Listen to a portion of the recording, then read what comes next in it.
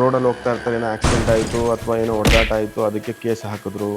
ಆ case court ಕಚೇರಿಗಳ ವಿಚಾರದಲ್ಲಿ ನಾವು ಯಾವ ದೇವ್ರನ್ನ ಆರಾಧನೆ ಮಾಡಬೇಕು, ಇದೆಲ್ಲ ಬಂದಾಗ ಈ ತಾಯಿ ಫೋಟೋಗಳನ್ನ ತಂದು ಮನೇಲಿ ಇಟ್ಕೊಂಡು ಪೂಜೆ ಮಾಡ್ಬೋದು. ಪ್ರತ್ಯಂಗಿರ ದೇವಿ ಫೋಟೋವನ್ನು ಸಹಜವಾಗಿ ಮನೇಲಿ ಇಡಬಾರ್ದು ಅಂತ. ಪ್ರತ್ಯಂಗಿರ ಆರಾಧನೆ ಮಾಡುವಂಥವ್ರು ನೆಕ್ಸ್ಟ್ ಅಳೋಕೆ ಸಾಧ್ಯನೇ ಇಲ್ಲ. ಓಂ ಪಕ್ಷ ಜ್ವಾಲಜಿ ಪ್ರತ್ಯಂಗಿರೇ ಕ್ಷಂ ಹ್ರೀಂ. ಯಾವುದೇ ಕಾರಣಕ್ಕೂ ಫಿಯರ್ ಅನ್ನೋ ಪದಾನೇ ಇರೋದಿಲ್ಲ. ಪ್ರತ್ಯಂಗಿರ ಆರಾಧನೆ ಮಾಡಿದ ಮೇಲೆ ಅದು ಭಾರಿ ಮುಖ್ಯ. ನಿಮ್ದೇನು ತಪ್ಪೇ ಇಲ್ಲ ಅಂದರೆ ಮಾತ್ರ ದೇವಿ ನಿಮಗೆ ಸಹಾಯ ಮಾಡೋದು. ಅವಳಿಗೆ ಯಾರು ಸ್ನೇಹಿತರು ಅಲ್ಲ, ಪರನೂ ಇಲ್ಲ, ವಿರೋಧನೂ ಇಲ್ಲ. ತಾಳವಾಹನೆ ಅಂತಾನೆ ಹೇಳ್ತೀವಿ ನಾವು ಅವಳಿಗೆ. ಬ್ರಹ್ಮನಿಂದ ಕೀಟದವರೆಗೂ ಎಲ್ಲರನ್ನೂ ಸೃಷ್ಟಿ ಮಾಡಿದವಳು ಅವಳೇ. ಅಂದ ಮೇಲೆ ಭೂತ ಪ್ರೇತಗಳು ಅವಳು ಸೃಷ್ಟಿನೇ. ಮನೆ ದೇವ್ರಿಗೆ ಕೋಪ ಬಂದ್ರೆ ಊರಲ್ಲಿರೋ ದೇವರೆಲ್ಲ ಮಾಡೋದು, ಮನೆ ದೇವರು ಮಾಡಲಿಲ್ಲ ಅಂದ್ರೆ ಪ್ರಯೋಜನ ಏನು ಅಂತ ಹೇಳಿ ಪ್ರಾರ್ಥನೆ ಮಾಡಿಕೊಂಡು, ಕುಲ ಗುರುಗಳಿಗೆ ಪ್ರಾರ್ಥನೆ ಮಾಡಿಕೊಂಡು, ಗಣಪತಿಗೆ ಪ್ರಾರ್ಥನೆ ಮಾಡಿ, ನಮ್ಮ ಕುಲದೇವರಿಗೆ, ಗಂಡು ದೇವರು, ಹೆಣ್ಣು ದೇವರು ಅಥವಾ ನೀವು ಮೊರೆ ಬಿದ್ದಂಥ ಯಾವ ದೇವರುಗಳಿರ್ತಾರೆ ಅವರಿಗೆ ಪ್ರಾರ್ಥನೆ ಮಾಡಿಕೊಂಡು ನಂತರ ನಿಮ್ಮ ಮಾಡೋದೆಲ್ಲ ಅನಾಚಾರ. ಮನೆ ಮುಂದೆ ಬೃಂದಾವನ. ತಾಯಿಯನ್ನೇ ಸಾಯಿಸುವಂತ ಮಕ್ಕಳು ಇರ್ತಾರೆ, ಹಣಕ್ಕೋಸ್ಕರ. ಗಂಡನ್ನ ಸಾಯಿಸುವಂತ ಹೆಂಡತಿ, ಹೆಂಡತಿಯನ್ನ ಸಾಯಿಸುವಂತ ಗಂಡ, ಎಲ್ಲಾ ರೀತಿ ಮಕ್ಕಳನ್ನೂ ಬಿಡುದಿಲ್ಲ, ತಂದೆ ತಾಯಿನೂ ಬಿಡುದಿಲ್ಲ, ಎಲ್ಲಾ ರೀತಿಯಲ್ಲೂ ವೈರತ್ವ ಇಟ್ಕೊಳ್ತಾರೆ.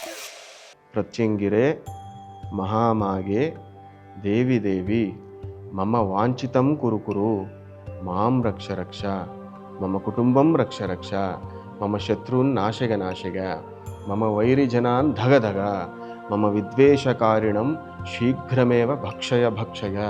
ಪ್ರತ್ಯಂಗಿರಾಯೈ ನಮಃ. ಪ್ರತ್ಯಂಗಿರಾಯೈ ನಮಃ.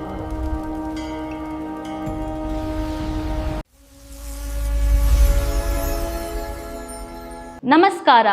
ನಿಗೂಢತೆಯ ಹುಡುಕಾಟದಲ್ಲಿ ಸತ್ಯ ಅಸತ್ಯಗಳ ಬೆನ್ನತ್ತಿ ಪ್ರಶ್ನೆಯೇ ಸಿಗದ ಉತ್ತರಗಳಿಗೆ ಉತ್ತರವೇ ಪಾಡ್ಕಾಸ್ಟ್ ವಿತ್ ರಿಷಿ ಪೃಥ್ವಿ.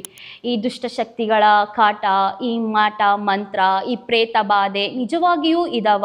ಇದನ್ನ ಸಂಹಾರ ಮಾಡುವಂತಹ ಆ ಶಕ್ತಿ ದೇವತೆಯಾದರೂ ಯಾರು ಅನ್ನುವಂತಹ ಪ್ರಶ್ನೆಗೆ ಹುಡುಕಾಟವನ್ನು ಹುಡುಕುವುದರಲ್ಲಿ ಹಾಗೂ ಇಂತಹ ಮನಸ್ಥಿತಿಯಲ್ಲಿ ಉಳ್ಳವರು ನಮ್ಮ ಜೊತೆಯಲ್ಲಿ ಇದ್ದಾರಾ ಅನ್ನುವಂತಹ ಪ್ರಶ್ನೆಗಳಿಗೆ ಈಗಾಗಲೇ ನೋಡಿದ್ದೇವೆ. ಈಗ 2 ತಿಂಗಳ ಸುಗೂಸು ಅಂತ ನೋಡ್ದಲೇ ಆ ಕಾಲನ್ನು ಮುರಿದಿರುವಂತಹ ಕ್ರೂರಿ ಆಗಿರ್ಬೋದು, ತನ್ನ ಪ್ರೀತಿಯನ್ನ ವ್ಯಕ್ತಪಡಿಸೋದಕ್ಕೆ ಆಗ್ದಲೆ ಅಥವಾ ತನ್ನ ಪ್ರೀತಿಯನ್ನ ಒಪ್ಕೊಳ್ಳಲ್ಲ ಅಂತ ಹೇಳಿ ಅವ್ರನ್ನ ಕೊಂದಿರುವಂತಹ ವ್ಯಕ್ತಿನೇ ಆಗಿರ್ಬೋದು. ಇಂತಹ ವ್ಯಕ್ತಿಗಳು ನಮ್ಮ ಕಣ್ಣ ಮುಂದೆನೇ ಇರಬೇಕಾದ್ರೆ ನಮಗೆ ಆಗ್ದಲೇ ಇರೋರು ಅಥವಾ ನಮಗೆ ಆಗ್ದಲೇ ಇರೋರು ತಾಂತ್ರಿಕ ವಿದ್ಯೆಯಲ್ಲಿ ಪರಿಣಿತಿ ಆಗಿರುವಂತಹ ಕ್ರೂರ ಮನಸ್ಸಿನವ್ರ ಜೊತೆ ಸೇರಿದಾಗ ಬರೋದೇ ಮಾಟ ಮಂತ್ರ, ಶತ್ರು ಬಾಧೆ ಹಾಗೂ ಬ್ಲ್ಯಾಕ್ ಮ್ಯಾಜಿಕ್, ದುಷ್ಟಶಕ್ತಿಗಳ ಸಂಹಾರ. ಹಾಗಾದ್ರೆ ಇಂತಹ ದುಷ್ಟಶಕ್ತಿಗಳನ್ನ ಸಂಹಾರ ಮಾಡುವಂಥವರಾದ್ರೂ ಯಾರು? ಇಂಥವರನ್ನ ದಹನ ಮಾಡುವಂಥವರಾದ್ರೂ ಆ ಶಕ್ತಿ ದೇವತೆ ಯಾರು? ಅಂಥವರೇ ನಮ್ಮ ಈ ಪ್ರತ್ಯಂಗಿರ ತಾಯಿ. ಇವತ್ತು ನಮ್ಮ ಜೊತೆಯಲ್ಲಿದ್ದಾರೆ ಅಥರ್ವಣ ವೇದ ಭದ್ರಕಾಳಿ ಆರಾಧಕರು ಹಾಗೂ ಉಪಾಸಕರಾದಂತಹ ನವೀನ್ ಕುಮಾರ್ ಗುರೂಜಿಯವರು ನಮ್ಮ ಜೊತೆಯಲ್ಲಿದ್ದಾರೆ. ಗುರೂಜಿಯವರೇ, ನಮ್ಮ ಪ್ರೇಕ್ಷಕರಿಗೆ ನಿಮ್ಮ ಪರಿಚಯವನ್ನು ಮಾಡಿಕೊಡಿ. ಶ್ರೀ ಗುರುಭ್ಯೋ ನಮಃ. ಓಂ ಗಂ ಗಣಪತಿಗೆ ನಮಃ. ಸಿಂಹಿಂ ಸಿಂಹಮುಖಿಂ ಸಖಿಂ ಭಗವತಃ ಶ್ರೀವೈರವಸ್ಥೂಲಶೂಲಸ್ಥೂಲಕಪಾಲಪಾಷಾಢಮುರ್ವ್ಯಾಘ್ರೋಗ್ರಹಸ್ತಾಂಬುಜಾಂ ದಂಷ್ಟ್ರಾಂ ಕೋಡಿವಿಸಂಗಡಾಮಾಸ್ಯ ಕುಹರಾಮಾರಕ್ತನೇತ್ರತ್ರಯೀಂ ಬಾಲೆಂದುಜ್ವಲಮೌಳಿಕಾಂ ಭಗವತೀಂ ಶ್ರೀ ಪ್ರತ್ಯಂಗಿರಾಂ ಭಾವಗೇತ್. ನಮಸ್ತೆ. ನಮಸ್ತೆ ಗುರೂಜಿ. ಪ್ರತ್ಯಂಗಿರ ದೇವಿಯನ್ನ ನೀವು ಎಷ್ಟು ವರ್ಷಗಳಿಂದ ಆರಾಧನೆ ಮತ್ತು ಉಪಾಸನೆ ಮಾಡ್ಕೊತಾ ಬರ್ತಿದ್ರಿ? ಪ್ರತ್ಯಂಗಿರ ದೇವಿಯನ್ನು ಆರಾಧನೆ ಮಾಡ್ತಾ ಇರುವಂಥದ್ದು 8 ವರ್ಷಗಳಿಂದ ಮಾಡ್ತಾ ಇದ್ದೇನೆ. ಅದರ ಜೊತೆಯಲ್ಲಿ ಸಾಮಾನ್ಯ ಜನರಿಗೆ ಯಾರೇ ಆದರೂ ಅಷ್ಟೇ ಅವರಿಗೆ ಸಮಸ್ಯೆಗಳಾದಾಗ ದೇವಿ ಹತ್ರ ಹೋಗುವಂಥದ್ದು ಸಹಜ. ಅದೇ ರೀತಿಯಲ್ಲಿ ನಾನು ಭಗವತಿಯನ್ನು ಪ್ರಾರ್ಥನೆ ಮಾಡುವಂಥ ಅಭ್ಯಾಸ ಶುರುವಾಯಿತು. ನಂತರ 8 ವರ್ಷದಿಂದ ಸತತವಾಗಿ 236 ಪ್ರತ್ಯಂಗಿರ ಹೋಮಗಳನ್ನು ದೀಕ್ಷೆ ತಗೊಂಡು ಜನಸಾಮಾನ್ಯರಿಗೆ ತುಂಬ ಕಡಿಮೆ ದರದಲ್ಲಿ ಅಂತ ಹೇಳಲಿಕ್ಕೆ ಇಷ್ಟಪಡ್ತೇನೆ. ಯಾಕೆಂದರೆ ಅದನ್ನು ಕೆಲಸ ಮಾಡ್ತಾ ಇದ್ದೇನೆ ಮತ್ತು ಹೋಮಗಳು ಕೂಡ ಅಷ್ಟೇ ಪರಿಶುದ್ಧವಾಗಿ ವಿತ್ ಪಾಸಿಟಿವ್ ರಿಸಲ್ಟ್ಸ್ ಬಂದಿದೆ. ಇದಕ್ಕೆ ನನ್ನ ಕ್ಲೈಂಟ್ಸ್ಗಳೇ ನನಗೆ ಸಾಕ್ಷಿಯಾಗಿರ್ತಾರೆ. ಮತ್ತು ತಿರ್ಗಾ ದೇವಿಯ ಉಪಾಸನೆ ಮಾಡುವಂಥದ್ದು ಒಂದು ಸಾರಿ ಶುರು ಮಾಡಿದ ಮೇಲೆ ಮತ್ತು ನೀವು ಬೇರೆ ಬೇರೆ ಬೇರೆ ದೇವಿಯನ್ನು ಅಥವಾ ದೇವರುಗಳನ್ನು ಆರಾಧನೆ ಮಾಡುವಂಥ ಒಂದು ಪ್ರವೃತ್ತಿಯು ನಿಮಗೆ ಶುರು ಆಗಿಬಿಡುತ್ತೆ. ಅದೇ ರೀತಿಯಲ್ಲಿ ಪ್ರತ್ಯಂಗಿರ ಮಾತ್ರವಲ್ಲ, ಬೇರೆ ಬೇರೆ ಶಕ್ತಿ ದೇವತೆಗಳ ಆರಾಧನೆ ಕೂಡ ಮಾಡುವಂಥದ್ದು ಸಹಜವಾಗಿ ಎಲ್ಲ ಸಾಧಕರಿಗೂ ಒಂದೊಂದು ಬದಲಾವಣೆಗಳು ಆ ರೀತಿ ಆಗೇ ಆಗುತ್ತೆ.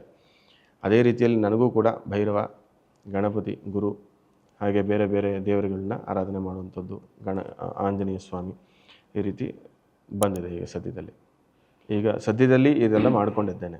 ಆಯಿತು ಗುರುಜಿ.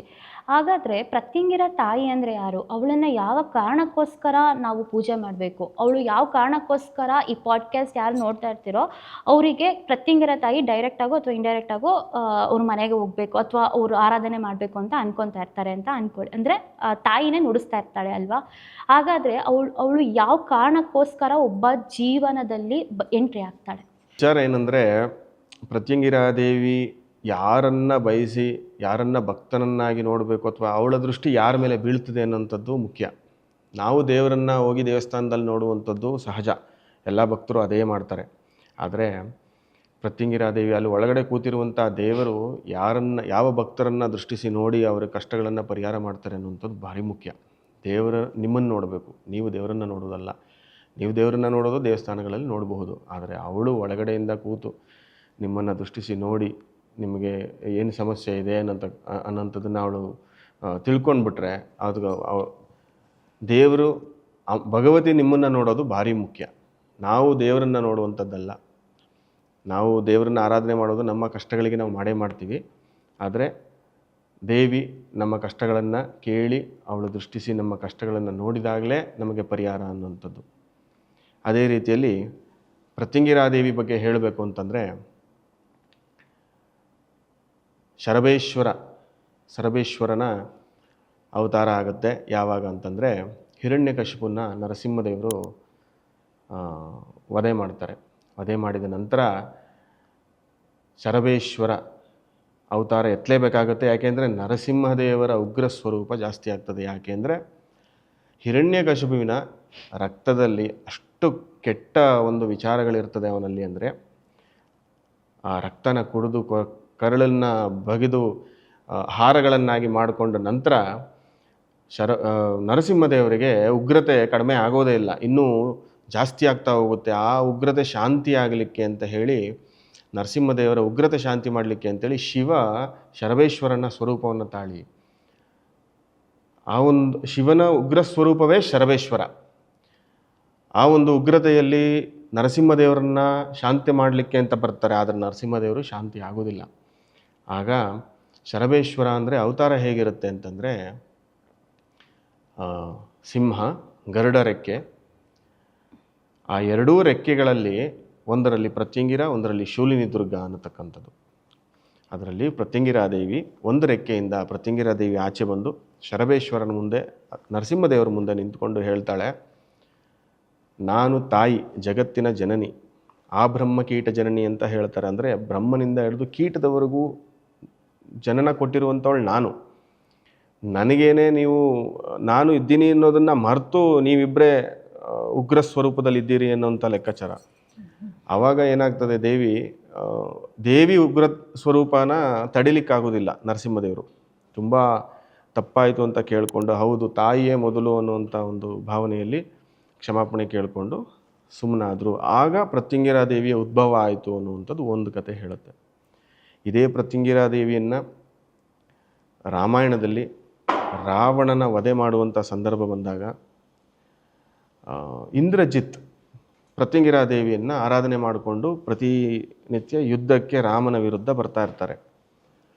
ಇದೇ ಸಮಯದಲ್ಲಿ ಏನಾಗುತ್ತೆ, ಪ್ರತ್ಯಂಗಿರಾದೇವಿಯನ್ನು ಆರಾಧನೆ ಮಾಡ್ಕೊಂಡು ಬರ್ತಾ ಇರುವಂಥ ಸಂದರ್ಭದಲ್ಲಿ ಇಂದ್ರಜಿತ್ಗೆ ಯಾವಾಗಲೂ ಜಯಾನೆ. ಯಾಕೆಂದರೆ ದೇವಿ ಪ್ರತ್ಯಂಗಿರ ಅಂದರೆ 1,000 Bhadrakali, 1,000 Kali is equal to 1 Pratyangira ಅಂತ ಹೇಳ್ತೀವಿ. ಅಂದರೆ ಅಷ್ಟು ಫೆರೋಷಿಯಸ್ಸು, ಅಷ್ಟು ಉಗ್ರತೆ, ಅಷ್ಟು ಎನರ್ಜಿ ಅಷ್ಟು ಮಟ್ಟಿಗಿರುತ್ತೆ ಅನ್ನೋವಂಥದ್ದು ನಾವು ಹೇಳ್ತೀವಿ. ಈಗ ನಾವು ನಾಡುನುಡಿಯಲ್ಲಿರೋವಂಥದ್ದು, ರಾಮದೇವರ ಬಾಣ, ಶ್ರೀರಾಮರ ಬಾಣ ಯಾವುದೇ ಕಾರಣಕ್ಕೂ ಗುರಿಯನ್ನು ತಲುಪದೇ ಬಿಡುವುದಿಲ್ಲ ಅನ್ನುವಂಥದ್ದು.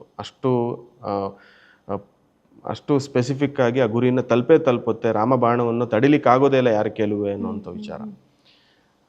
ಆದರೆ ಇಂದ್ರಜಿತ್ ಮೇಲೆ ಯಾವಾಗ ಅವರು ಪ್ರಯೋಗ ಮಾಡ್ತಾರೆ, ಆ ಪ್ರಯೋಗ ಮಾಡಿದಾಗೆಲ್ಲನೂ ಇನ್ನು ರಾಮರ ಬಾಣ ಅಲ್ಲಿ ತನಕ ಹೋಗೋದಿಲ್ಲ.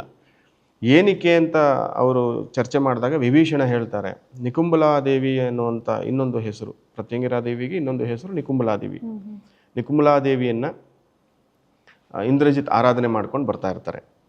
ಅವರು ಆರಾಧನೆ ಮಾಡ್ತಾ ಇರುವಂಥ ಸಂದರ್ಭ ಪ್ರತಿನಿತ್ಯ ಹೋಮ ಮಾಡ್ಕೊಂಡು ಬರುವಂಥದ್ದು, ದೇವಿಯನ್ನು ಜೊತೆ ಕರ್ಕೊಂಡು ಬರುವಂಥದ್ದು, ಅನವರತ ಜೊತೆಲಿರುವಂತ ಹೇಳಿ ಕರ್ಕೊಂಡು ಬಂದು ಅವರು ಯುದ್ಧವನ್ನು ಗೆಲ್ತಾ ಇರ್ತಾರೆ. ಇವರು ಯಾವುದೇ ಕಾರಣಕ್ಕೂ ಗೆಲ್ಲಿಕ್ಕಾಗೋದೇ ಇಲ್ಲ ಯಾರು ಶ್ರೀರಾಮಚಂದ್ರ ಅವರನ್ನು. ಯಾಕೆಂದರೆ ಇವರು ವಿಷ್ಣು ಸ್ವರೂಪ ಶ್ರೀರಾಮಚಂದ್ರ, ದೇವಿ ತಾಯಿ ಸ್ವರೂಪ ಅಮ್ಮನವರು. ಇವರಿಬ್ಬರಲ್ಲಿ ಯಾವ ರೀತಿ ಇರುತ್ತೆ ಅಂತಂದರೆ ಅಣ್ಣ ತಂಗಿ ಸಹೋದರ ಭಾವದಲ್ಲಿ ಇರ್ತಾರೆ. ಅವ್ರಿಗೆ ತಿಳಿದ ಮೇಲೆ ಏನು ಮಾಡ್ತಾರೆ, ದೇವಿಯನ್ನು ಕೇಳ್ಕೊಳ್ತಾರೆ, ಇವನು ಒಳ್ಳೆಯದಕ್ಕೆ ಮಾಡ್ತಾ ಇಲ್ಲ, ಇವನು ಅಧರ್ಮವಾಗಿ ನಡ್ಕೊಳ್ತಾ ಇದ್ದಾರೆ, ಅವರಿಗೆ ನೀನು ಸಹಾಯ ಮಾಡ್ತಿದ್ಯಾ ಯಾಕೆ ಅಂತ. ಆದರೆ ದೇವಿ ಹೇಳುವಂಥದ್ದು ಏನಂದರೆ, ನನ್ನ ಉಪಾಸಕನನ್ನು ನಾನು ಸಹಾಯ ಮಾಡಿ ನನ್ನ ರಕ್ಷಣೆಯಲ್ಲಿ ಇರ್ತಾನೆ ಅವನು ಯಾವಾಗಲೂ. ಅವನು ತಪ್ಪು ಮಾಡಿದರೆ ನಾನು ಬುದ್ಧಿ ತಿದ್ದಿ ಹೇಳ್ತೇನೆ, ಈಗ ಒಂದು ಸ್ವಲ್ಪ ಇದು ಮಧ್ಯದಲ್ಲಿ ಬರೋದು ಬೇಡ ಅನ್ನುವಂಥದ್ದು ವಿಚಾರ. ನೀನು ಬೇಕಾದ್ರೆ ನನಗೆ ಹೊಡಿ ಬಾಣನ, ನಾನು ತಡಿತೇನೆ, ನನಗೆ ತಡೆಯೋ ಶಕ್ತಿ ಇದೆ, ನಾನು ತಡಿತೇನೆ. ಆದರೆ ಯಾವುದೇ ಕಾರಣಕ್ಕೂ ಇಂದ್ರಜಿತ್ತಿಗೇನು ಮಾಡಬಾರ್ದು ಅನ್ನುವಂಥ ವಿಚಾರ ಬರುತ್ತೆ. ಆದರೆ ಇದಕ್ಕೆ ಪರಿಹಾರ ಏನು ಅಂತ ಸೂಚನೆ ಮಾಡೋಕ್ಕೆ ಅಂತ ಹೇಳಿ ಸಂಕಟ ಮೋಚನ ಶ್ರೀ ಆಂಜನೇಯ ಸ್ವಾಮಿಯನ್ನು ಕೇಳಿದಾಗ ಹನುಮಂತ ಹೇಳೋದು, ವಿಭೀಷಣನ ಒಂದು ಗುಪ್ತ ರಹಸ್ಯನೂ ಅವ್ರು ಬಿಟ್ಕೊಳ್ಳಿ. ವಿಭೀಷಣನು ಹೇಳ್ತಾರೆ, ಅವನ ಮಾಡುವಂಥ ಹೋಮ, ಇಂದ್ರಜಿತ್ ಮಾಡುವಂಥ ಹೋಮವನ್ನು ನಿಲ್ಲಿಸಿದರೆ ಸಾಕು, ಗೆಲ್ತಾರೆ, ನಾವು ಗೆಲ್ಬೋದು ಇವನ ವಿರುದ್ಧ ಅಂತ ಹೇಳ್ತಾರೆ. ಆಗ ಆಂಜನೇಯ ಸ್ವಾಮಿನ ಎಂಟ್ರಿಯಾಗಿ ಅವರು ಅದನ್ನು ಪರಿಹಾರ ಮಾಡಿಕೊಡ್ತಾರೆ. ಯಾಕೆಂದರೆ ಹೇಗೆ ಅಂದರೆ, ಇಂದ್ರಜಿತ್ ಮಾಡುವಂಥ ಹೋಮವನ್ನು ಆಂಜನೇಯ ಸ್ವಾಮಿ ಕೆಡಿಸ್ತಾರೆ. ಆವತ್ತಿನ ದಿನ ಹೋಮ ಮಾಡದೇನೆ ಬರ್ತಾರೆ ಅವರು. ಹೋಮ ಮಾಡದೇನೆ ಬಂದಂಥ ಯುದ್ಧದಲ್ಲಿ ರಾಮರ ವಿರುದ್ಧ ಗೆಲ್ಲಿಕ್ಕಾಗೋದಿಲ್ಲ, ಅವ್ರು ಸೋಲ್ತಾರೆ ಅನ್ನೋಂಥದ್ದು. ಸೊ ಇದು ಆದಿಕಾಲದಿಂದನೂ ಪಾಂಡವರಿಂದನೂ ಮಾಡ್ಕೊಂಬಂದಿರೋಂಥ ಪೂಜೆಗಳು, ರಾಮಾಯಣದಲ್ಲೂ ಮಾಡಿರೋಂಥ ಪೂಜೆಗಳು, ಅಷ್ಟ ಸ್ಮಶಾನದ ಮಧ್ಯದಲ್ಲಿ ದೇವಿಯ ಉಪಸ್ಥಿತಿ ಇದ್ದು ಮಾಡುವಂಥ ದೇವಸ್ಥಾನಗಳು, ಪೂಜೆಗಳು ಇವತ್ತಿಗೂ ಉಪಸ್ಥಿತಿಯಲ್ಲಿದೆ. ಅದೇ ಯಾವ ಕಾರಣಕ್ಕೋಸ್ಕರ ನಾವು ಪ್ರತ್ಯಂಗಿರ ತಾಯಿನ ಪ್ರತ್ಯಂಗಿರಾ ದೇವಿ ಆರಾಧನೆ ಮಾಡಬೇಕು? ಹೌದು, ಪ್ರತ್ಯಂಗಿರಾ ದೇವಿಯನ್ನು ಮೂಲವಾಗಿ ನಾವು ಮಾಡುವಂಥದ್ದು ಮಾಟ ಮಂತ್ರ, ಕೃತ್ರಿಮ ವಾಮಾಚಾರ, ಪ್ರತಿಮಾ ಸ್ಥಾಪನೆ ಏನಾರ ಮಾಡಿ ಸಮಸ್ಯೆಗಳು ಮಾಡಿದರೆ, ನಾಗದೋಷ ಪರಿಹಾರಕ್ಕೆ, ವ್ಯಾವಹಾರಿಕವಾಗಿ ಏನಾದ್ರು ಸಮಸ್ಯೆಗಳಾಗ್ತಾ ಇದೆ, ಅದನ್ನು ನಾವು ಯಾವುದು ಸಾರ್ಟ್ ಔಟ್ ಮಾಡೋಕ್ಕಾಗ್ತಾ ಇಲ್ಲ, ನಮಗೆ ಸಮಸ್ಯೆ ಆಗ್ತಾ ಇದೆ ಅಂತಂದಾಗ, ಅಥವಾ ಹಿತಶತ್ರುಗಳು ಅಂತ ಇರ್ತಾರೆ, ಪಕ್ಕದಲ್ಲೇ ನಮ್ಮ ಜೊತೆ ಚೆನ್ನಾಗಿ ಮಾತಾಡ್ಕೊಂಡಿರ್ತಾರೆ, ಅವರು ಯಾವುದೇ ಕಾರಣಕ್ಕೂ ಅವರು ಹಿತಶತ್ರುಗಳು ಹೇಗೆ ಅನ್ನೋದನ್ನು ಹೇಳಲಿಕ್ಕೆ ಆಗೋದಿಲ್ಲ. ಯಾಕೆಂದರೆ ಅವ್ರು ನಮ್ಮ ಜೊತೆ ಚೆನ್ನಾಗಿ ನಕ್ಕೊಂಡೇ ಇರ್ತಾರೆ.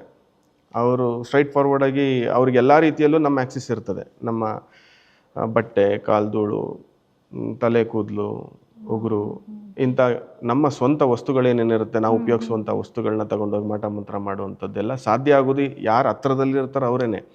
ದೂರದಲ್ಲಿ ನಿಂತು ನಿಮ್ಮನ್ನು ಎದುರಿಸುವಂಥವ್ರು ಯಾರು ಸಹಜವಾಗಿ ನಿಮ್ಮ ವಸ್ತುಗಳನ್ನ ಯಾರು ತಗೊಳ್ಳಿಕ್ಕಾಗೋದಿಲ್ಲ. ಹತ್ರ ಇದ್ದವರೇ ಸಮಸ್ಯೆ ಮಾಡೋಕ್ಕೆ ಇದು. ಹಿತಶತ್ರುಗಳಿಂದನೇ ತುಂಬ ಅನಾಹುತಗಳು ಜಾಸ್ತಿ. ಅಂಥದ್ದನ್ನು ನಮ್ಗೆ ಗೊತ್ತಾಗಲ್ಲ. ಯಾಕೆಂದರೆ ನಾವು ಮಾತ್ರ ಚೆನ್ನಾಗಿ ನಕ್ಕೊಂಡಿರ್ತಾರೆ, ನಾವು ಅಂದ್ಕೊಂಡಿರ್ತೀವಿ ಎಲ್ಲ ಸರಿಯಾಗೇ ಇದೆ, ಆರಾಮಾಗಿದೆ ಅಂತ. ಆದರೆ ಅದು ಹಾಗಿರೋದಿಲ್ಲ. ಸೊ ನಮ್ಗೆ ಕಾಣದೇ ಇರುವಂಥದ್ದು ದೇವಿ ಭಗವತಿ ಕಣ್ಣಿಗಂತೂ ಕಂಡೇ ಕಾಣುತ್ತದೆ. ಅದೇನು ಸಮಸ್ಯೆ ಆಗೋದಿಲ್ಲ. ಅಲ್ಲಿ ಅವಳು ನೋಡ್ತಾಳೆ ಅದನ್ನು. ಅವಳ ಕಣ್ಣಿಗೆ ಕಾಣುವಂಥ ಇಂಥ ವೈರಿಗಳನ್ನ ಧ್ವಂಸ ಮಾಡಲಿಕ್ಕೆ ಅಂತಲೇ ಮೂಲವಾಗಿ ಮಾಡುವಂಥ ಪ್ರತ್ಯಂಗಿರ ಹೋಮ. ಶತ್ರುನಾಶ, ಮಾಟಮಂತ್ರ, ಕೃತ್ರಿಮ ದೋಷ, ಸ್ಮಶಾನ ಕ್ರಿಯೆಗಳು ಮತ್ತು ಗ್ರಹ ದೋಷಗಳಿಗೂ ಮಾಡ್ಕೊತೀವಿ. ಯಾಕೆಂದರೆ ದೇವಿಯನ್ನು ನಾವು ವರ್ಣನೆ ಮಾಡಬೇಕಾದ್ರೆ ಹೇಳ್ತೀವಿ, ನವಗ್ರಹಗಳನ್ನು ಕೈಯಲ್ಲಿ ರಾಹುಕೇತುಗಳನ್ನು ಕರ್ಣಕುಂಡಲಗಳಾಗಿ ಮಾಡಿಕೊಂಡಂತಹ ಭಗವತಿ ಅಂತಲೇ ವರ್ಣನೆ ಬರ್ತದೆ ದೇವಿದು. ಸೊ ನವಗ್ರಹದಲ್ಲಿ ದೋಷಗಳಿದ್ದರೂ ಸಹ ಗ್ರಹಗಳ ಒಂದು ಬೀಜಾಕ್ಷರಿ ಮಂತ್ರಗಳನ್ನ ಜೊತೆಗೆ ಸೇರಿಸ್ಕೊಂಡು, ದೇವಿ ಬೀಜಾಕ್ಷರಿ ಮಂತ್ರನ ಜೊತೆಗೆ ಸೇರಿಸ್ಕೊಂಡು ಅಲ್ಲಿ ಜಪ ಪೂಜೆಗಳನ್ನ ಮಾಡ್ಕೊಳ್ಳೋದ್ರಿಂದ ನಮಗೆ ಪರಿಪೂರ್ಣವಾಗಿ ಎಲ್ಲ ಥರ ಸೊಲ್ಯೂಷನ್ಸನ್ನು ನಾವು ಪಡಿಬಹುದು. ಈಗ ನಮ್ಮ ವೀಕ್ಷಕರೀಗ ಈ ಪಾಡ್ಕಾಸ್ಟ್ನ ನೋಡ್ತಿದ್ದಾರೆ, ಅವ್ರದ್ದು ನೆಕ್ಸ್ಟ್ ಕ್ವಶನ್ ಏನು ಅಂತಂದರೆ, ಸಾಮಾನ್ಯವಾಗಿ ಹುಟ್ಟುವಂಥದ್ದು ನೆಕ್ಸ್ಟ್ ಕ್ವಶನ್ ಏನು ಅಂತಂದರೆ, ಹೇಗೆ ಆರಾಧನೆ ಮಾಡಬೇಕು ತಾಯಿಯನ್ನು? ಮನೆಯಲ್ಲೇ ಇಟ್ಕೋಬೋದಾ? ಫೋಟೋ ಈಗ ಫಸ್ಟು ನನಗೆ ಈಗ ನಂದು ವರಾಯಿ ಪಾಡ್ಕಾಸ್ಟಲ್ಲಿ ಈಗ ಕಮೆಂಟ್ಸ್ಗಳು ಬರೋದೇ ಅದು, ತಂದು ಫೋಟೋನ ಇಟ್ಕೊಬೋದಾ, ಪೂಜೆ ಮಾಡ್ಬೋದಾ? ಹಾಗೆಯೇ ಈ ತಾಯಿ ಫೋಟೋಗಳನ್ನ ತಂದು ಮನೇಲಿ ಇಟ್ಕೊಂಡು ಪೂಜೆ ಮಾಡ್ಬೋದಾ, ಅಥವಾ ನಾವು ದೇವಸ್ಥಾನಕ್ಕೆ ಹೋಗಿ ಪೂಜೆ ಮಾಡಬೇಕಾ, ಅಥವಾ ಅದ್ರ ವಿಶೇಷತೆ ಏನು ಅಂತ ನಮಗೊಂದು ಸ್ವಲ್ಪ ತಿಳಿಸ್ಕೊಡ್ತೀರಾ? ಪ್ರತ್ಯಂಗಿರಾ ದೇವಿ ಫೋಟೋವನ್ನು ಸಹಜವಾಗಿ ಮನೇಲಿ ಇಡಬಾರ್ದು ಅಂತ ಇದೆ. ಯಾಕೆ ಅಂತಂದರೆ ಉಗ್ರ ಸ್ವರೂಪ ದೇವಿ ಅಂತ, ಶಾಂತವಾಗಿರೋಕ್ಕೆ ಸಾಧ್ಯನೇ ಇಲ್ಲ. ನರಸಿಂಹದೇವರ ಫೋಟೋಗಳನ್ನು ಸಹಜವಾಗಿ ಫೋಟೋನ ಇಡೋದಿಲ್ಲ, ಸಿಂಹಮುಖವ ಇರುವಂತಹ ದೇವರ ಫೋಟೋಗಳನ್ನ ಇಡೋದಿಲ್ಲ. ಯಾಕೆಂದರೆ ತುಂಬ ಫೆರೋಷಿಯಸ್ ಇರುತ್ತೆ. ಮನೇಲಿ ಶಾಂತತೆ, ಅಷ್ಟೇ ಸೈಲೆಂಟಾಗಿ ಅಷ್ಟೇ ಗೌರವದಿಂದ ನೋಡ್ಕೊಳ್ಬೇಕಾಗ್ತದೆ. ಅದು ಆಗೋದಿಲ್ಲ. ಮನುಷ್ಯ ಅಂದಮೇಲೆ ಒಳ್ಳೇದು ಕೆಟ್ಟದ್ದು ಮಾತಾಡ್ತಾನೆ, ಅದೆಲ್ಲ ನೋಡ್ಕೊಳ್ಲಿಕ್ಕೆ ಆಗೋದಿಲ್ಲ. ಈ ಉಗ್ರ ದೇವರುಗಳನ್ನ ತಂದು ಮನೇಲಿ ಸಾಕೋದು ಹೆಂಗೆ ಅಂತಂದರೆ ತುಂಬ ಕಷ್ಟದ ಕೆಲಸ. ಸರಿ ಅಲ್ಲ, ಅದು ಮೆಥಡ್ ಅಲ್ಲ. ಫೋಟೋ ಇಡಬಾರ್ದು. ಆದರೆ ಪ್ರತ್ಯಂಗಿರ ಅನ್ನುವಂಥ ಹೆಸರಲ್ಲೇ ಇದೆ ಪ್ರತಿ ಅಂಗಿರ ಅಂತ. ಅಂಗಿರ ಋಷಿ ಅವರು ಪ್ರತ್ಯಂಗಿರಾನ ಮೊದಲ ಬಾರಿಗೆ ಆರಾಧನೆ ಮಾಡಿದ್ರು ಅಂತ ಹೇಳುತ್ತೆ ಶಾಸ್ತ್ರದಲ್ಲಿ. ಪ್ರತಿ ಅಂತಂದರೆ ಅರ್ಥ ಎಗೇನ್ಸ್ಟ್ ಅಥವಾ ರಿವರ್ಸ್ ಅಂತ ಅರ್ಥ. ಹಾಗಂದರೆ ನಿಮ್ಮ ವಿರುದ್ಧ ಯಾವ ವೈರಿ ಅಥವಾ ಯಾವ ದುಷ್ಟಶಕ್ತಿಗಳನ್ನ ಪ್ರಯೋಗ ಮಾಡಿ, ಯಾವುದೇ ರೀತಿ ಏನೇ ಪ್ರಯೋಗ ಮಾಡಿರಲಿ ನಿಮ್ಮ ವಿರುದ್ಧ, ಅಷ್ಟೇ ತೀವ್ರತೆಯಲ್ಲಿ ವಾಪಸ್ ಕಳಿಸ್ಕೊಡ್ತಾಳೆ ಅವ್ರ ಹತ್ರ. ನೀವು ಕೊಟ್ಟಿದ್ದೀರ ನನ್ನ ಭಕ್ತನಿಗೆ, ನೀವು ವಾಪಸ್ ತಗೊಳ್ಳಿ, ನೀವು ತೋರಿಸಿ ನಿಮ್ಮ ಕೆಪಾಸಿಟಿ ಏನಿವಾಗ ಅಂತ. ಅದು ಅವರ ನೆಕ್ಸ್ಟ್ ಕಾಂಬಿನೇಷನ್, ಅವರ ವಾರ್ತಾಲಾಪನೆ ಅವ್ರದ್ದಿರುತ್ತೆ, ನಮ್ಮದು ಲೆಕ್ಕನೇ ಇರೋದಿಲ್ಲ ಅವತ್ತಿಗೆ. ಯಾವಾಗ ದೇವಿ ಆರಾಧನೆ ಮಾಡ್ತೀವಿ ಅದು ಟರ್ನ್ ಆಗಿಬಿಡುತ್ತೆ. ಹೇಗೆ ಆರಾಧನೆ ಮಾಡಬೇಕು ಅಂತಂದರೆ, ಈಗ ಅಂಗೀರ ಅಂತ ಆಗಲೇ ಹೇಳಿದೆ ನಾನು. ಅಂಗೀರ ಅಂತಂದರೆ ಋಷಿ ಹೆಸರು ಅಂತ ಹೇಳಿದೆ. ಅಂಗೀರ ಅನ್ನುವಂಥದ್ದು ಇನ್ನೊಂದು ಏನು ವಿಚಾರ ಬರುತ್ತೆ ಅಂತಂದರೆ, ಅದರ ಒಳ ಅರ್ಥ ಇನ್ನರ್ ಎನರ್ಜಿ ಅಂತ ಬರುತ್ತೆ. ಪ್ರತ್ಯಂಗಿರಾ ದೇವಿಯನ್ನು ಯಾವಾಗಲೂ ನಾವು ನಮ್ಮ ದೇಹದಲ್ಲಿರುವಂಥ ಪ್ರತ್ಯಂಗಿರಾ ಶಕ್ತಿಯನ್ನು ಜಾಗೃತಿ ಮಾಡಬೇಕು ಅನ್ನೋಂಥದ್ದು ಅಷ್ಟೇ. ಯಾಕೆಂದರೆ ಫೋಟೋ ಇಡಲಿಕ್ಕಾಗೋದಿಲ್ಲ. ಎಲ್ಲರಿಗೂ ದೇವಸ್ಥಾನಗಳೆಲ್ಲಿದೆ ಗೊತ್ತಿಲ್ಲ, ದೇವಸ್ಥಾನ ಆರಾಧಕರು ಯಾರ್ಯಾರು ಗೊತ್ತಿಲ್ಲ, ಯಾರನ್ನೂ ಭೇಟಿ ಮಾಡಲಿಕ್ಕೆ ಕಷ್ಟ ಆಗೋದಿಲ್ಲ, ಅವ್ರಿಗೆ ಕಷ್ಟ ಆಗುತ್ತೆ. ಅಥವಾ ಅದ್ರ ಬಗ್ಗೆ ಎಲ್ಲೋ ಓದ್ಕೊಂಡಿರ್ತಾರೆ, ತಿಳ್ಕೊಳ್ತಾರೆ, ಕೇಳ್ತಾರೆ, ಆದರೆ ಆರಾಧನೆ ಮಾಡೋ ವಿಚಾರ ಗೊತ್ತಿಲ್ಲ.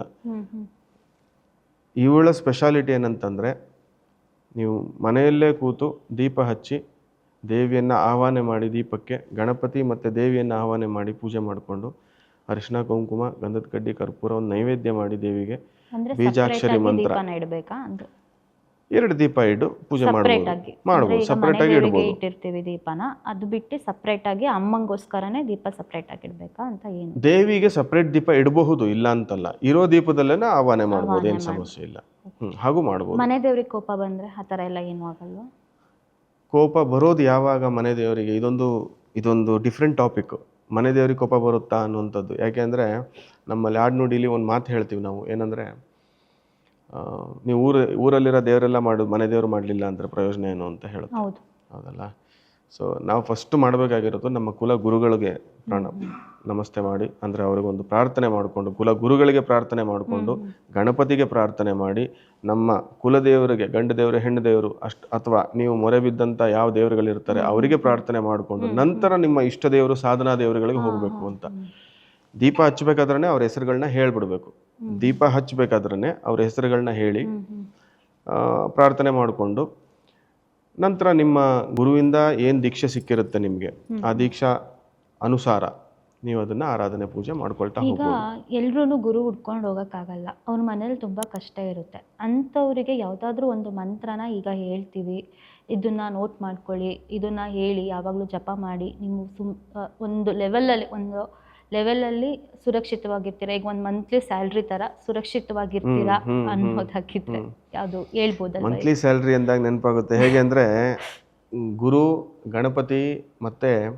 ಗಣಪತಿ ಮತ್ತು ನಮ್ಮ ಕುಲದೇವರನ್ನ ಆರಾಧನೆ ಸರಿಯಾದ ರೀತಿಯಲ್ಲಿ ಮಾಡ್ಕೊಂಡ್ಬಿಟ್ರೆ, ಯಾವುದು ದೋಷಗಳಿಲ್ಲದೆ, ಅವನಿಗೆ ತಿಂಗಳ ಸ್ಯಾಲ್ರಿ ಬಂದಂಗೆ ಅವನು ಆರಾಮಾಗಿರ್ತಾನೆ ಆ ಖರ್ಚು ವೆಚ್ಚದಲ್ಲಿ. ಆದರೆ ಅಭಿವೃದ್ಧಿ ಆಗಬೇಕು, ಮುಂದಕ್ಕೆ ಹೋಗಬೇಕು, ಏನೋ ಒಂದು ಇನ್ನೂ ನೆಕ್ಸ್ಟ್ ಲೆವೆಲಲ್ಲಿ ಏನಾರು ಮಾಡಬೇಕು ಅಂತ ತೀವ್ರತೆ. ಯಾಕೆಂದರೆ ನಮ್ಮ ಜೀವನ ನೋಡ್ಕೊಳ್ಳಿಕ್ಕೆ ಇಷ್ಟು ಸಾಕು ಅನ್ನೋದು ದೇವ್ರಿಗೆ ಗೊತ್ತಿರ್ತದೆ. ಆದರೆ ನಮ್ಮ ಆಸೆಗಳಿರ್ತದೆ, ಅದನ್ನ ಆಕಾಂಕ್ಷೆಗಳು, ಆಸೆಗಳು, ನಮ್ಮ ಸಾಧನೆಗಳು, ಏನೋ ವಿಚಿತ್ರವಾಗಿ ಏನೋ ಮಾಡಬೇಕು ಅನ್ನುವಂಥ ಆಸೆಗಳಿರ್ತದೆ. ಇನ್ನೂ ಆ ದೇವರ ಬಗ್ಗೆ ತಿಳ್ಕೊಬೇಕು, ಅದನ್ನು ಮಾಡಿದ್ರೆ ಹೇಗಿರುತ್ತೆ.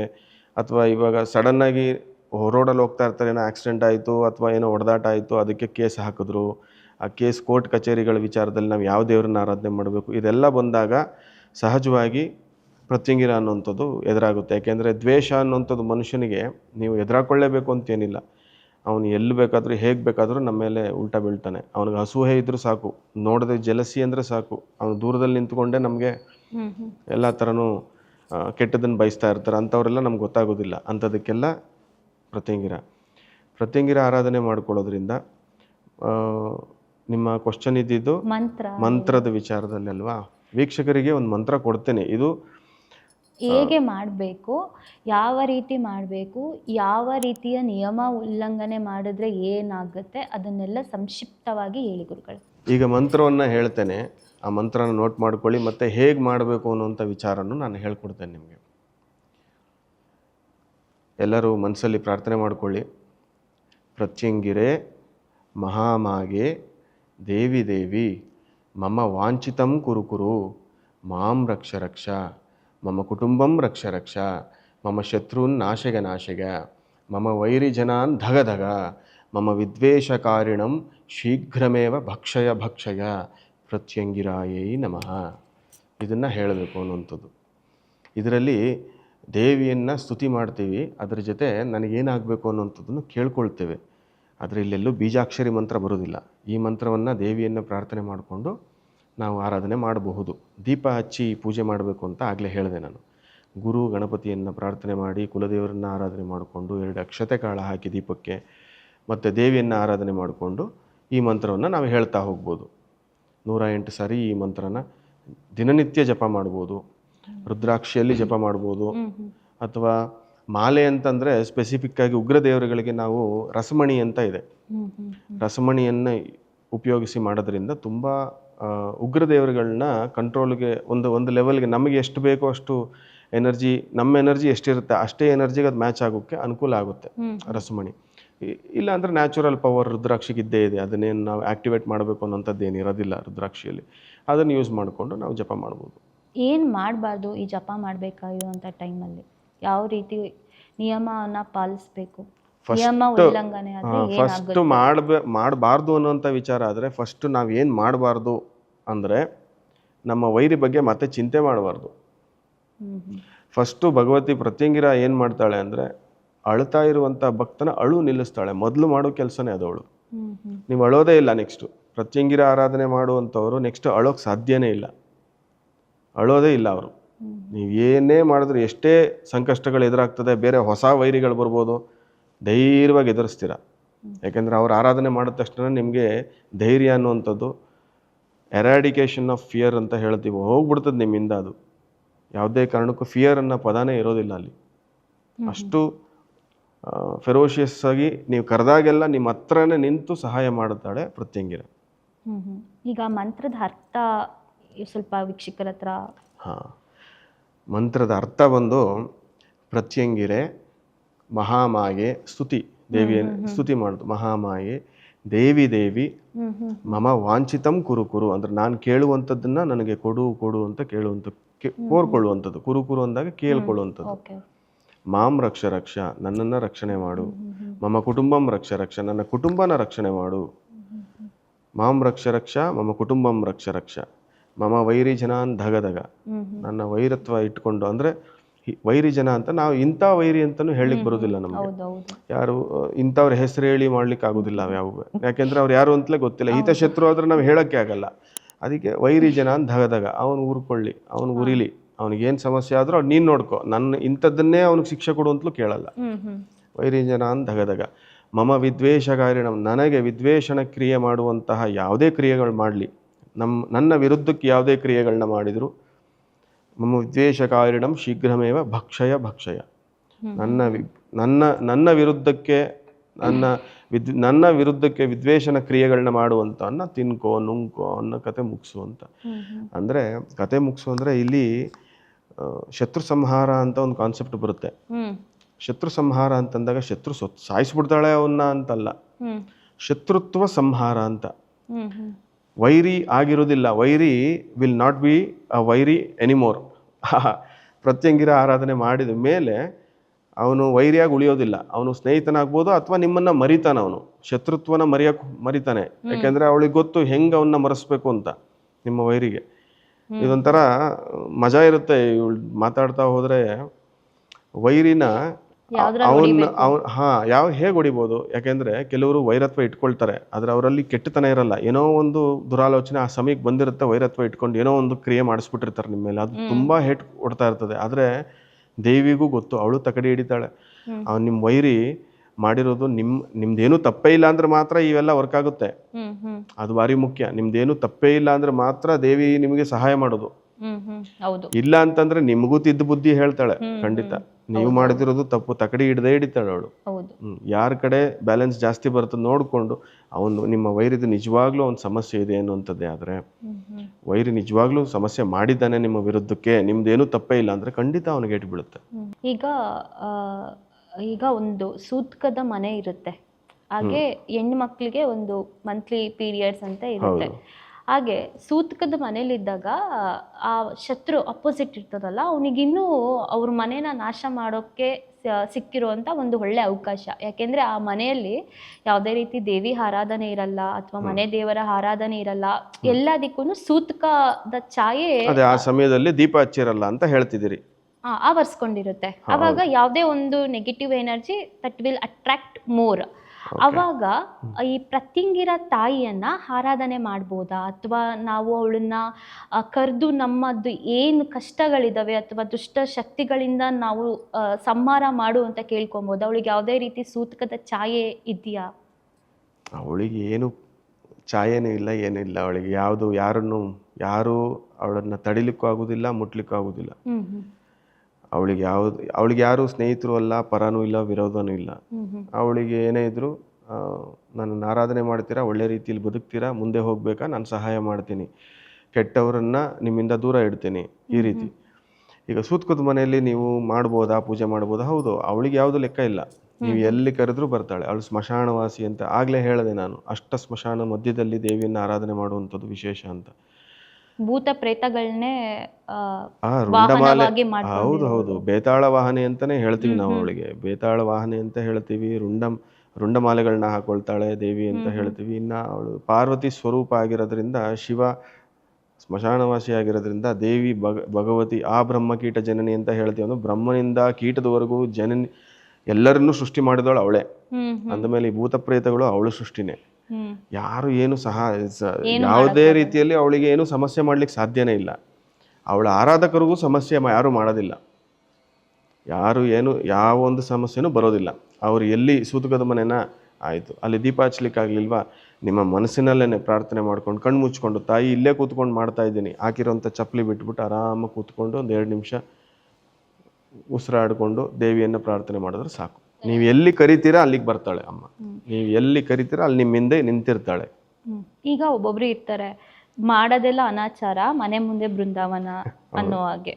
ಈಗ ಮಾಡೋದೆಲ್ಲ ಮಾಡ್ಬಿಟ್ಟು ನನ್ನ ತಾಯಿ ಆರಾಧಕಿ, ನಾನು ತಾಯಿನ ಉಪಾಸನೆ ಮಾಡಿದ್ದೀನಿ, ಅವ್ರು ಹುಟ್ಟು ಕಳ್ಳ ಡ್ಯಾಶ್ ಥರ ಆಗಿರ್ತಾರೆ, ಅದು ನೆಕ್ಸ್ಟ್ ವರ್ಡ್ ಹೇಳೋಕ್ಕಾಗಲ್ಲ. ಸೊ ಅಂಥವ್ರಿಗೆ ತಾಯಿ ತಿದ್ದುತ್ತಾಳ ಅಂದರೆ, ಈಗೇನು ಅಂತಂದರೆ, ನಾನು ಅತ್ತೆನ ಸಾಯಿಸ್ಬೇಕು, ನನಗೆ ನಮ್ಮ ಅತ್ತೆ ಜೀವಂತವಾಗಿರಬಾರ್ದು, ನನ್ನ ಸೊಸೆ ಜೀವಂತವಾಗಿರಬಾರ್ದು ಅನ್ನೋರ್ಗು ಅವ್ನು ಪ್ರಯೋಗ ಮಾಡಿಕೊಡ್ತಾನೆ. ಆಯ್ತಮ್ಮ, ನನಗಿಷ್ಟು ಚಾರ್ಜ್ ಮಾಡು, ನನಗಿಷ್ಟು ಲಕ್ಷ ಕೊಡು. ಆ ಥರ ಯಾವುದಾದ್ರೂ ಒಂದು ನೈಜ ಅನುಭವ ನಿಮಗೇನಾದರೂ ಆಗಿದೆಯಾ? ಅಂದರೆ ನಮ್ಮ ಅತ್ತೆನೇ ಸಾಯಿಸು, ಇಲ್ಲ ನನ್ನ ಸೊಸೆನೇ ಸಾಯಿಸು, ಇಲ್ಲ ನನ್ನ ಮಗ ಉಳಿಬಾರ್ದು, ಅವನು ನೆಕ್ಕುಟ್ಟೋಗ್ಬಿಡ್ಬೇಕು.